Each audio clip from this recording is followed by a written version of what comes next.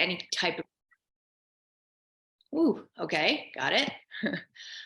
If you need any type of like trade or um, service professional, like a lawyer or a mortgage broker, basically I am the bridge. I would be the bridge that helps you get in touch with those people and creates, a schedule for, meeting them, being, there to, let them into the house or whatever it is, like, because a lot of people just don't have the time to sit there and research, which trade to use, or find a handyman that, can come and like, fix a leaky faucet, but you don't want to call the plumber because the plumber is going to, cost you a fortune, but a handyman would cost you half the price, right? And probably be able to do the majority of the smaller jobs, right? So I can, that's where the service comes into play, because I do feel that there is there's a gap in the market there, where realtors, we have all these guys, like we all do. We all have like our preferred service providers that we prefer to use. And we might throw a name out to a client, but nobody is actually there providing that service of like, look, you know what? Like, I'm going to hook you up with, here's 3 names, pick one. I'm going to hook you up with this guy, make the call. I can make the call and then, call you back and say, hey, this is when they can make it. Can you be there? No. Okay. I'll be there for you to let them into the house, or whatever the case may be, right? I've most recently niched down to working, not exclusively, but marketing towards recently separation and divorce, low to moderate conflict. So that's sort of it's the niche it's the niche that I know. And I chose that because I am divorced. And I know that it would have been so super helpful when I was going through divorce and having to sell my home. It would have been so helpful if my realtor had helped me through that process, because it's so, hi Wes, I'll answer in one sec. It's because it's so, your brain is not functioning properly. You're totally, you're crazy. You're a little bit crazy. You don't want to deal with the things that need to be dealt with. It's an extremely difficult process. Divorce and separation and moving are 2 of the biggest stressors that you could go through, and to go through them together, you pretty much need as much support as you can get, right? And if there's somebody there that can aid you in bridging the gap between your supports, I think I think there's a huge market there. And, my problem at this point, my pain point is distribution, and just trying to get the name out there, get the idea in a space where people are like, oh my gosh, this is actually, like, everyone I talk to is like, this is a great idea. But, how do I make it so that people are like, this is a good enough idea that I'm willing to pay for it, right? So Wes, to answer your question, the client would pay me. At this point, it would be a separate service from my commission of selling the home. I don't, because I'm just starting out, I'm still trying to figure out like what the price of that is going to be. I've never actually had anyone use it because I'm really just launching this idea. So I don't know yet what that looks like. I don't know how much work it's going to be to actually do that. I have everything put in place. I do have a website. I'm starting to market myself with the help of Tahir on social media platforms, and just trying to get some organic growth going at this point. So sounds like, sorry, hang on. Yeah, that would be amazing. It would be totally amazing to have that. It would be, right now I'm just reaching out to, I'm throwing stuff on all mediums at this point, just to sort of see where the business comes from, right? I feel like there's business in all of them, like Facebook, Insta, LinkedIn. I think with the LinkedIn, where I'm looking right now is to gain the big thing for me is to gain relationships with, the providers as well, because I have this like vision where it can be such an amazingly powerful wheelhouse for everyone involved, right? Because lawyers can be helpful in referring me if I'm needed. Psychologists, I can refer people. If I had good people, I will refer all day long, right? I love referring because it helps other businesses grow. It's free advertising. And if they do a great job, I'm proud to work with them, right? And so I'm going to promote you. Like, that's just, to me, that's good business. And that's important to me. And I feel like, if you can get something going where there's like wicked transparency with the client, there's wicked transparency with, the other service professionals that you're working with, you could have I could have a pretty amazing operation here. But the pain point is distribution at this point. Cool. What do you do, Wes? I'm a conflict resolution professional. I work in mediation, arbitration, parenting coordination, and other forms of conflict resolution. Most of my practice centers around couples and families. So couples who are at various stages in their relationship, all the way from premarital and helping people with premarital counseling, through to mediation or couples counseling for couples who are having difficulty in their marriage, to couples who have decided that they want to separate and divorce, and helping them work out a mediated separation agreement. Interesting. How's it going? It's going well. I think that I'm in a similar situation to some of the others, where at this point it's a lot of trying to get my name out there, help people understand what I do. I was connected for 2.5 years with a law firm as their family mediator, but because of legal rules in Alberta, I can't keep my retainers in the accounts of the law firm. So we've had to amicably separate. So now I'm basically doing everything on my own, and what I was gaining from the law firm in their marketing and their support and their admin and their finances, I have to take all of that on now. So I'm at the stage where I'm putting a lot of systems in place, trying to figure out how to do things best for myself. And then, of course, doing my own marketing and getting out there and finding the clientele. So connecting with the clientele is the place where I'm at right now. Interesting. I guess, do you want to go to here as well? No? Okay. I think I would prefer that you just concentrate on the attendees. Okay, perfect. So I guess, it's interesting to learn about other people's businesses and their pain points. And, the biggest thing I always ask is, what's your competitive advantage? And, prove concept at the very lowest common denominator. If you're able to charge $1, your service fee or whatever that is, just to build cash flow. And if we were to get on the main floor in an elevator and go up to the 10th floor, could you pitch your service or your product during that time from the main floor to the 10th floor?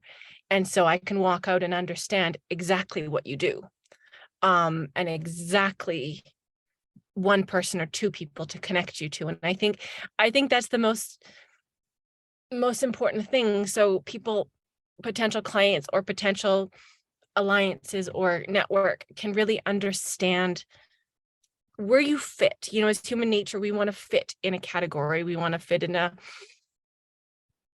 whatever. Do you want to, I want Chinese food or Japanese food or Korean food? We want to really understand what our lane is.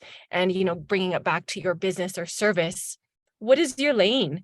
And what is that 1, 2, or 3 people that are going to say, hey, we will let's just do one transaction because that proves the concept that ultimately says this works.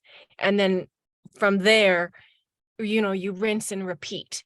I think, Marguerite, for what I hear is,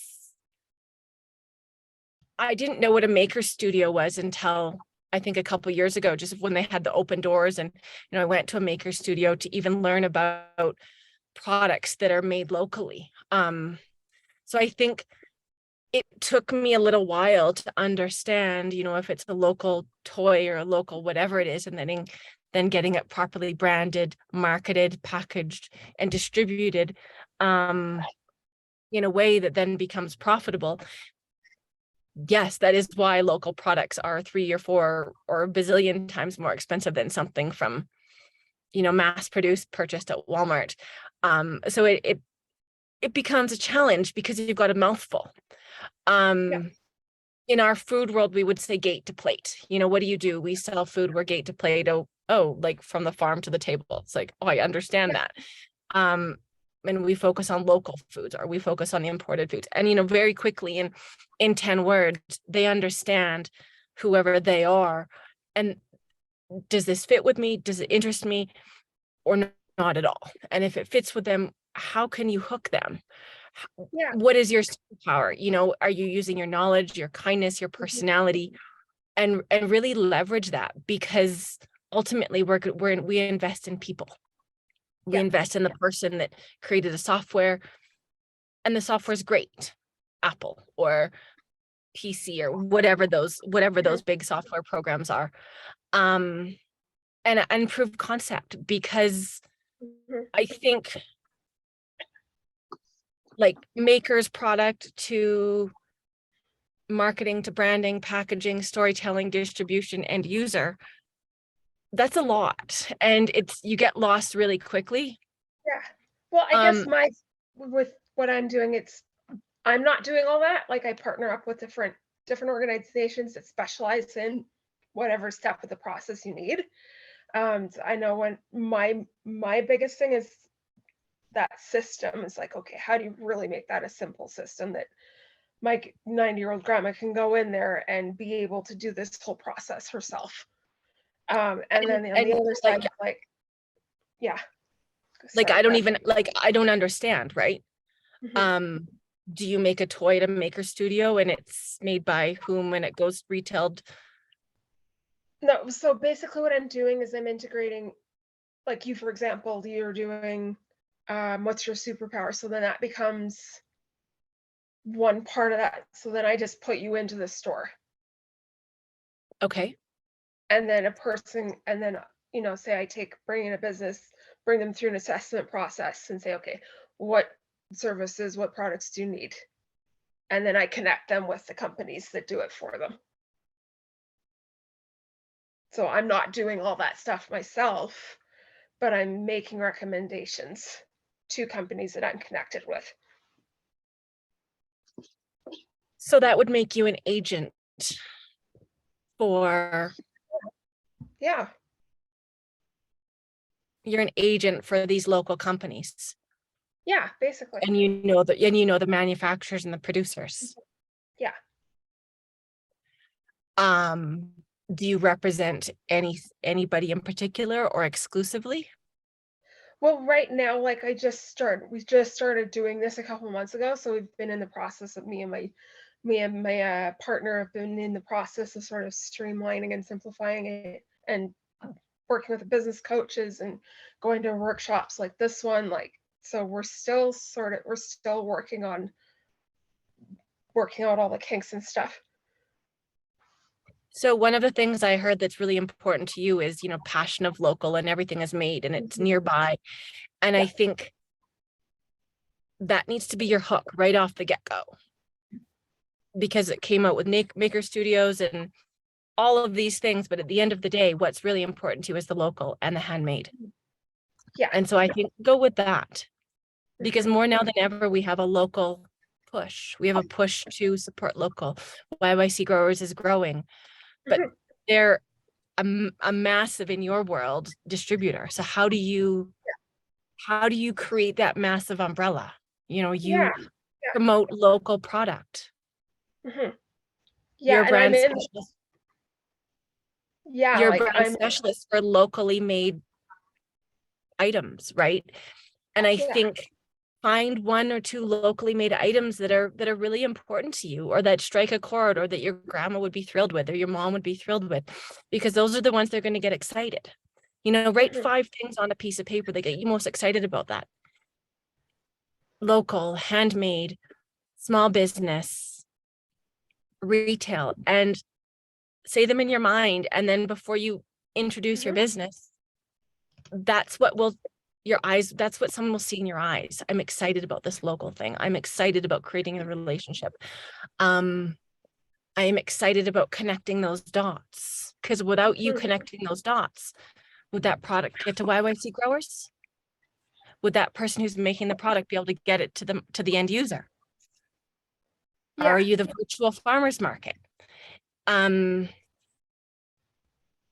You have to get excited and really share that emotion, because I think it's that emotion, it's that sells. It's the excitement over the transaction, right? It's buying a doll at Walmart, or, you know, a linen, or versus something that was made locally, and why this is so much more exciting. Yeah, that does make a lot of sense. Because I think without, sorry, what was that? No, I was just agreeing with you. I was just saying, like, because as you're talking, I'm thinking about, like, okay, that someone like YYC Grows, like I said, I just had a meeting with him before this meeting, which is really neat. And he seems really excited about getting on board with what I'm doing. So, and the one thing I'm thinking of, like you're saying, selling a product at YYC Growers, and just thinking about the different places I connected with, like this place I found that does, like I said, everything from making the food in the commercial kitchen right up to putting it on the shelf. Like, they do the whole process, and right in this one store. The only thing they don't provide is this many products. You know, start with 3 or 5 products. Tell your story, the value behind these 3 or 5 products, not 20, not 30, just 3. And tell the story of these products. Because ultimately that's what people are buying. They're buying the story, they're buying the experience and the emotion. And it's you that sees the magic in that story. I don't see it. I see what YYC Growers does. They're familiar to me. I do know their organization quite well. But the random person, it's like, tell Sarah why this is important. Well, she's got to figure out who's important, and then she needs the product, and then YYC who, and then all of a sudden she's going to Walmart because it's just easier, or Safeway. And so you really have to define what is your competitive advantage, what is, and how are you expressing that? Without your competitive advantage, there's no reason for anybody to use you. YYC Grows is your outlet, but they're not doing the selling. You know, they've got a beautiful website with 150 or 250 products on there. They're focused on figuring out how they're going to distribute their products, where are their pickup points in the city, how are they going door to door. They're working on their website. They're dealing with their use, but they're not telling the story of you and the products that you're bringing to them. And so it might even be creating your own brand of locally produced. I mean, eventually that is the goal, is to actually not just, well, yes, to facilitate local businesses, but also to create a like that educational piece, and that okay, how does this whole process work? And eventually I want to create a place where it is its own brand. Like, we can encapsulate that whole process in one place, and then distribute it from our own systems. But that's, my suggestion is start there. My suggestion is start there. This is my brand. Well, what I mean is, like, actually creating the products and stuff ourselves in our own factories. But that's, the price of land and maintenance and taxes and all that stuff, like, being a service. And then it's also so about, okay, getting those people that are experts in their field to be that service, to be that product creator, that provider, that kind of thing. And that, to me, that takes a little bit of, figuring out the landscape. I would consider reverse engineering it. Are you doing edible food? Are you doing food? Or are you doing like linens and? Yeah, well, food is a little tricky just because of storage and stuff like that. That's why I'm doing third party right now, Like keeping with companies that are doing it already. like what though? No, but like what? Like give me an example of an item. Wall paintings and soap at this point. Okay, so we'll go with soap because we all know what that is. So Yeah. why not create your own brand of soap produced by ABC company? Because Well, what that does, right now, yeah. because what that does is that differentiates you. Well, good. Like I'm working with a company that has really, she's very creative in her soap making, and I don't know how to make soap. Like I can maybe You don't white have to label make it. soap, but you don't have to make soap. You create a line with her that's all she wants to do is sell her soap. All you Yeah. want to do is create the conduits Mm. and do whatever you have to do to create that conduit. So if she makes soap, it's, Marguerite Soap by ABC, sell the soap to YYC growers. Ultimately, YYC growers just wants another item to sell. Well, I mean, And because I guess because my focus is getting resources to that business. So, I mean, to me, saying, "Oh, I'm creating another product," I'm more interested in like facilitating her as a business than creating something myself at this point. Like it's about providing a resource. And yes, resource is cash flow at the end of the day. Without a business, without cash flow, you have no business. So ultimately, all she wants to do is sell soap. You want to connect the dots. And at the other end, there needs to be a distributor who's also making money. Yeah. Without creating that, soap producer can go right to YYC growers. Don't forget that. So you also have to figure out what is your competitive advantage. Why, as a soap maker, do I want to use you versus go straight to YYC growers? Well, because a lot of these businesses, like she's doing soap on the side and then she has a full-time job and a family. So the biggest thing I'm giving them is time to pursue. Which ultimately she just wants to sell her product. At the end of the day, however product goes on. Yep. Yeah. All she wants to do is have the time to create that product. So what I'm offering her is time, essentially. It's like, okay, you don't want to be taking care of all this stuff. I'll do it for you. I'll do everything but create what you're creating. Absolutely. And what is going to differentiate you from, if it's not her, if it's somebody else going direct to YYC growers? Your competitive advantage. I've been in your position of being a distributor. We distributed local and imported foods. We had to create our own brand that created that trust. And underneath our umbrella, we had pigs and rabbits and chickens and fish and tomatoes and steaks and you name it. We had all the food. Yeah. They could go straight to the farmer, but they couldn't. So just hold your thought. We created a brand, and that brand, underneath that brand, was our competitive advantage. Passion. I believed in every one of those products. I went to all of their farms. I could tell you exactly how it was done. And it was so exciting, to see the little tomatoes. They don't have time to do that. They're working their full-time job. They're making soap. They're busy. They're growing bunny rabbits. Without that competitive advantage and that innate belief that you trust and have so much passion in what you're providing, YYC growers might just call the soap company all by themselves.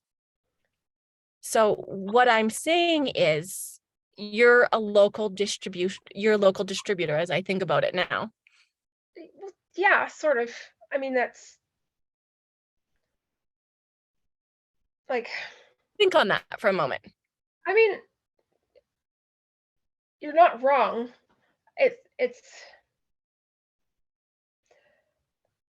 But again, I'm not distributing myself. I'm connecting with a company that distributes. So it's yes, I'm an agent, a Then consultant. tell me, but then think on this. You just told me now I don't need you. Well, So just think on that for a second. not, I'm going to leave you with I this guess thought. maybe I'm not explaining it well enough. Like I guess maybe like, and this is a challenge because yes, it's distribution and yes, you don't need me, but again, a company like that they don't have the time. And yeah, Exactly. they can go straight to that. And then the other side of it is I probably know a lot more resources than anybody else does. And that's not bragging. Like I That know is your more. point. Okay, so stop right I know there. So, more. I know where to find these resources. A lot of these companies don't have the time to find those resources. They precisely. wouldn't know where to look. So here's the thing. So hold that right there. There's your competitive advantage. Knowledge. You have more knowledge about the local production than the distributors do. And you have more knowledge about the distributors than the local producers do. There's your competitive advantage. Okay. You're an agent or you're a distributor. That is what you are. And you're passionate about local production, creating a network around local production. And Yeah. that's what you do. And Okay. ultimately, without cash flow, you have no business. So however you choose to get cash flow, if you buy 10 soaps, buy it for $10, sell it for $15, you made $5, you have a business. And then you figure out all the different kinds of soaps or whatever else that you sell locally. But you're an agent or a distributor connect for locally produced product. Yeah. Yeah, I guess And so. and I would take that 15-minute intro of what you did into that.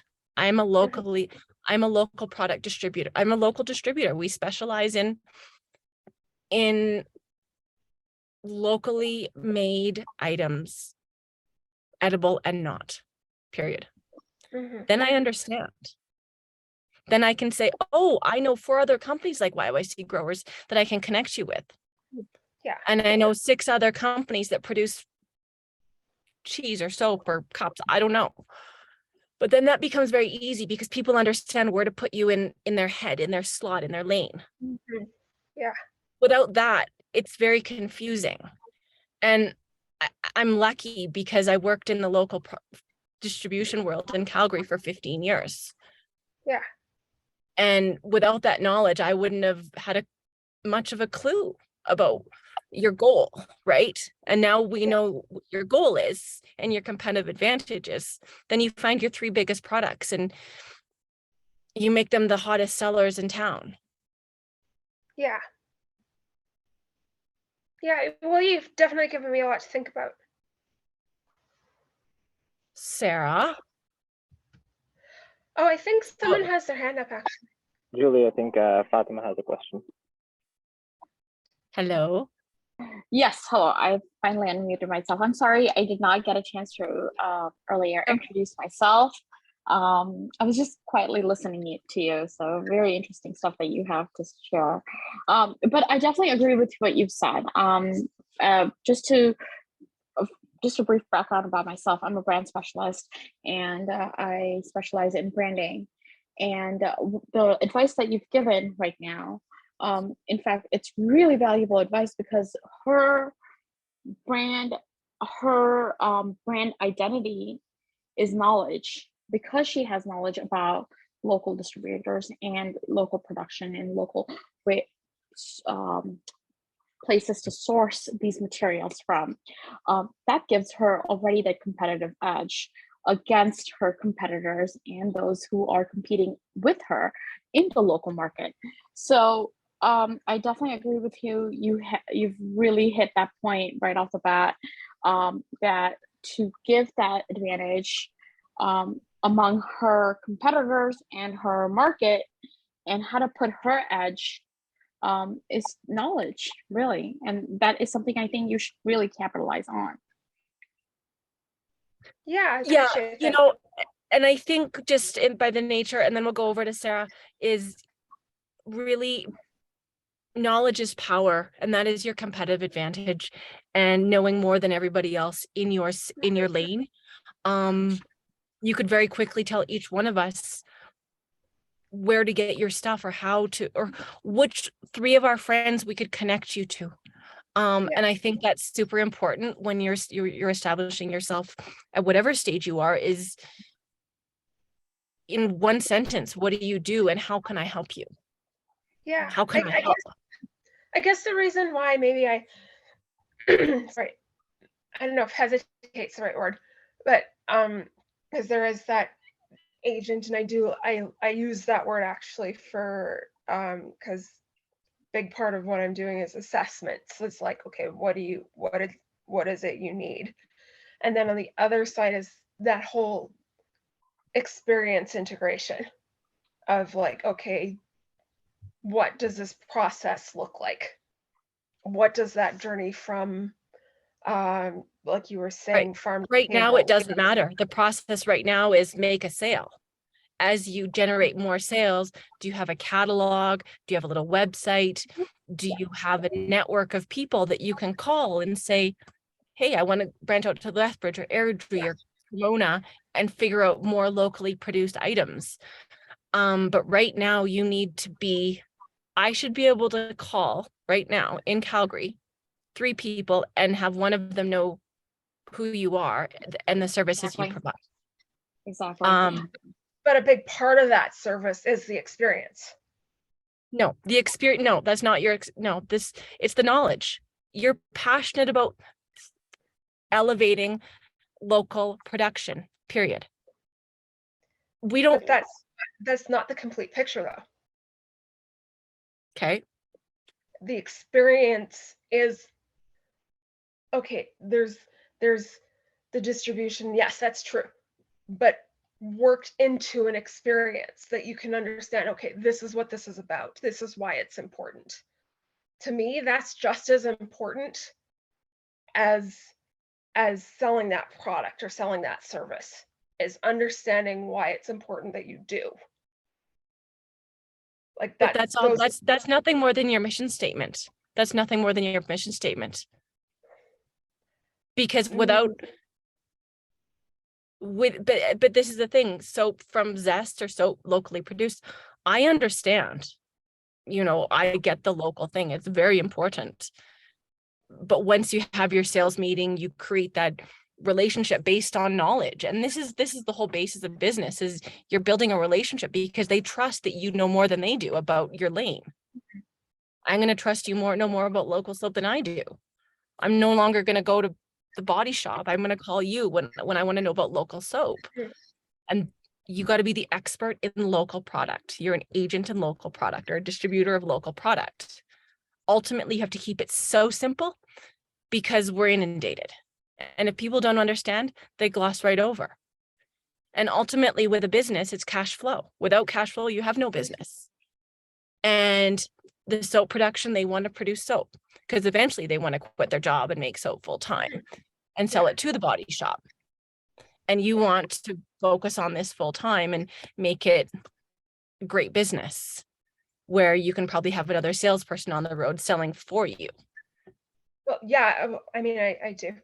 So start small, create your vision statement. You're a distributor or an agent of locally produced goods. And your competitive advantage is you're the most knowledgeable person on locally produced goods in Calgary. And I want to feel comfortable that when you tell me that, you are the most knowledgeable person. Because if I don't feel that way, I'm going to go to the body shop and buy Zest or whatever. Yeah. Just my 2 cents. Yeah.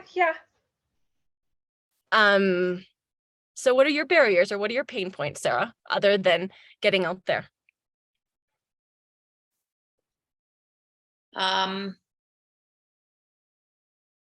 That's a really good question. Okay, for me, another pain point that I'm actually experiencing is,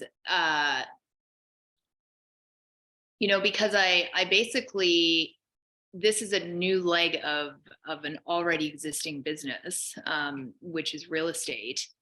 And I think a big pain point for me is marrying those two together, because at this time I have two brands, right? I've got the Listing Concierge brand, which is my personal brand, which is what I'm personally trying to brand out. But I also have the real estate brand, which is a team brand, because I am part of a team. So I think where I'm having trouble is trying to, like I said, like marry those two together, like couple them so that like I can, so that I can, bring one into the other very easily and back and forth, right? So that when people see the Alberta RE, like Sarah at Alberta RE or sarah.albertare.com, they go, oh, she's the gal that has the Listing Concierge as well. She does divorce and separation, right? Or she is the Listing Concierge. That's not just one thing you do. Yeah. And maybe that's one thing that you are. You just are that. It's not and. Right. You are the Listing Concierge girl. Yeah. And rather than being like, oh, and I do this too. Well, no, this is maybe just what you do. And the other stuff can fall under that umbrella quietly and neatly, but keep it simple for people, and if that is the brand that is sort of forefront, keep that one forefront. You'll see on your bottom of your website or your cards, Alberta RE real. But if you are the Listing Concierge, I mean, when I think of, your home sold in 90 days, right? We've been seeing that on bus benches, since the beginning of time. Yeah. And I don't even know what brokerage he is, but like all I can see is your home sold in 90 days. Yeah. And so I would keep it really simple. I'm the Listing Concierge girl. And it doesn't divorce, separated, happily moving together as a happy house. I think just keep it really simple, proof concept, lowest common denominator, and the next service you have, the next transaction you have, charge them $200 and get a review. Here's a Listing Concierge review, $200. Take him up for dinner, give him the $200 dinner, but start proving concept. It's like the lady who started Spanx. She got her first order at Nordstrom's. Yeah. She called every one of her friends in that city and said, I'm sending you $50. Go buy my Spanx. I want to sell out. And she sold out because she bought them all. But then all of a sudden, she created her own demand. And not everybody obviously was her friend, but a good portion of them were. And her business starts. That was 25 years ago. So you might have to buy your first client and charge them $200. And then your favorite plumber, your favorite handyman, your favorite painter is going to give you 5% back on the others, a 5% kickback on the other side, because they're happy to get the business. That's turned into $300 or $400 for you. Less the $200 you had to give the first person to get them to do it. But then you get the review, and then it's like, oh, the Listing Concierge girl has her first review. And then it happens again, and then again, and again. And it might take you 3 or 5 to do it like that. And you say, look, Bob, you're going to do the plumbing, but you're going to give me 10% kickback. So you'll make money off of it. But I think you might have to grease your own wheels to start. Okay. But at least you're in control then. She was in control. She sold all the control top pantyhose. And right, she looked like a rock star. Little did she know, did Nordstrom's know that she bought them all. That doesn't matter. The brand looks like it's successful. And I think that's how I would start if I was you. I'd find, then get that initial review, and then one review turns into 2, and then if it's every house that you transact on in the first quarter, it's worth it. Right. Okay, so It's absolutely worth it. so even if, so let's say, as an example, let's say that I, you know, have a client that I'm comfortable enough with to say, hey, you know, like, here's a whatever, I'm greasing your wheels a little bit. Well, you're greasing your own wheels, but yeah. Yeah, but I'm going to grease your wheels to grease mine. Like, you know, Yeah, I'm going to pay you. absolutely. So basically, I'm going to pay you to put out a review for this. Even if they don't use the service? Absolutely. Really? Coordinate something. Okay. Coordinate something. Coordinate the packers, coordinate the movers, coordinate something. Yeah. And then you prove concept. And I think more than anything, you prove concept in your own head. You know, every time you start a new concept, like, is it real? Is it real? It sounds great in my head, but then it's like, oh, we actually have to execute one. And so I really think just for your own internal, like, oh, it works. I can sleep now. And if you're buying or selling, you know, this person's house, charge them $200 and take them out for a nice dinner. And in return, because you let me coordinate something. Right. Let me coordinate something. If it's they're going to need something painted or fixed, guaranteed. That's always the case before a move. And then you talk to your favorite plumber. You say, look, I'm the concierge girl. This is what this is all about. You're going to be my number one plumber. And you figure out, look, I'll start sending you all my business as you, I'm sure, do, to have your favorite plumber or drywaller or fix it man. But he gives you a percentage on the back end. Yeah, I see what you're saying. And then, so basically it also gives me or them an opportunity to understand why they need me, because as opposed to me needing them, they need me because, yeah, you're going to give me a 5% discount for my client, but I'm going to give you 50 clients this year if you do a good job, right? And there's your competitive advantage. You'll get my referral every time. Like, but that's your competitive advantage. It's the coordination and the relationships with the great trades. I need a plumber right now in my house.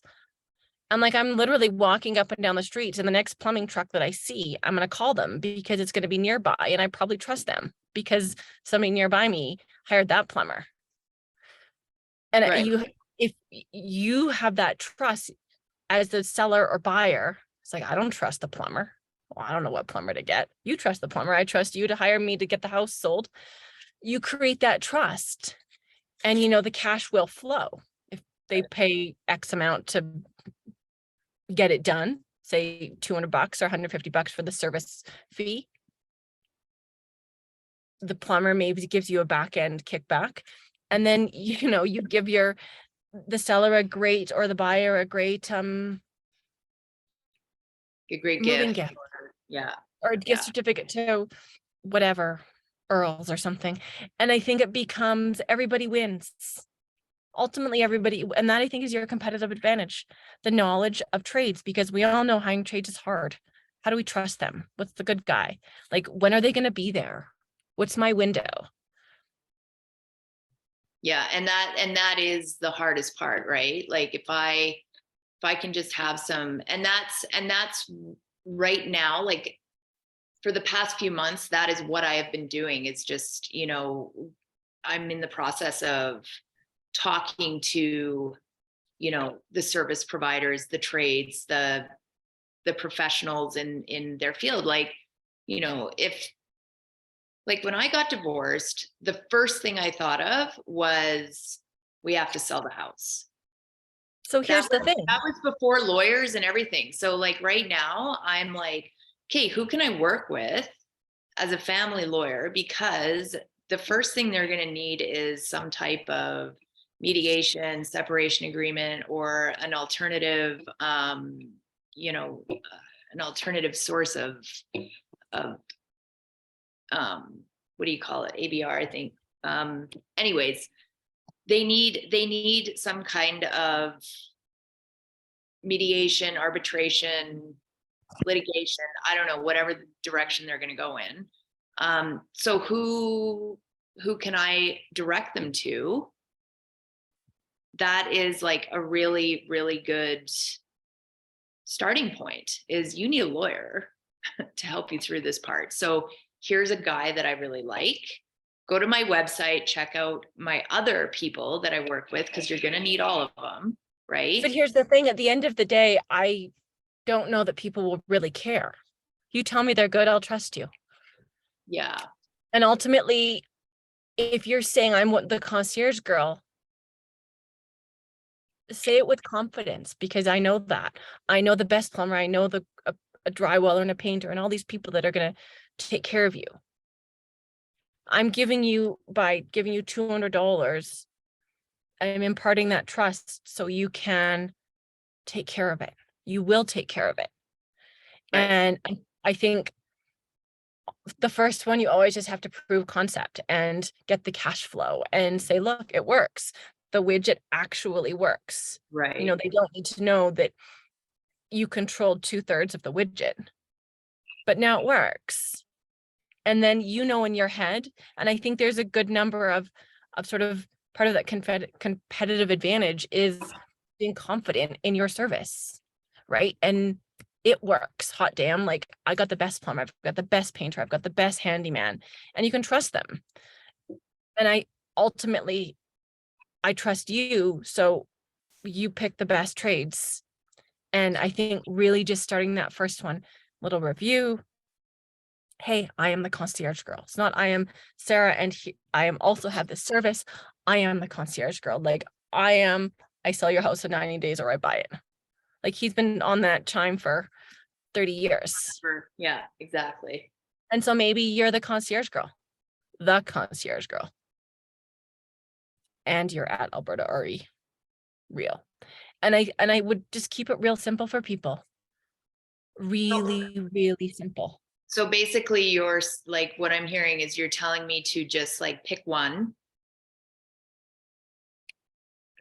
Absolutely. You know, a neighbor of mine was looking at a house the other day because she was looking for a new infill. So literally she saw the sign that says new infills and she called the realtor Z, who's at new infills, and she was like, I just want a new infill. Right. And it's like, I get it. I would start there, pick an umbrella and one brand and pump it and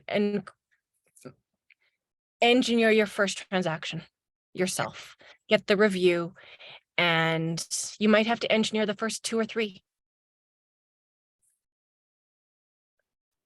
But regardless, if you're buying the first 2 or 3 transactions, you're going to get a kickback from your first 2 or 3 trades. So you're still cash positive at the end of the day. Right. And you've built that relationship with your plumber and the fix-it man. Be like, yeah, she brings me business. If she brings me business, I'm going to tell other people to buy through her because they're going to bring me business too. Right. Right. And so you're kind of you're greasing both spoons, greasing both sides of the equation. Yeah. And that has been the ultimate goal, like, through all of this, is, you know, having the wheelhouse there. Yeah. Because at the end of the day, if the wheelhouse is complete, everybody is helping each other.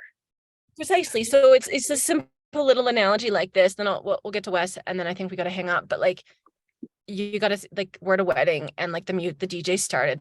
There's no one on the dance floor. Like, you're just gonna have to go dance. You know, and once you start dancing, your friend's gonna start dancing. And then, like, by the second song, the dance floor is full. So Right. just engineer the first 3 transactions and get a kickback from your trades. Okay. That's the homework. All right, Julie. Wes, I would pardon Julie, me. we are over time. I'm going to pause the recording. You can go ahead. I don't know. So I think Wes, if the others do have time, you all can still stay on. I will be on. I might just be a little bit off camera, but go ahead if you guys have time. I just want to let the others also know if anybody has another meeting coming up. We are over time a little bit, but I think it's a very interesting conversation. So whoever wants to still stick around, and if Julie also has some time, then yeah, please go ahead. All right. Yep. Yeah, I'm good.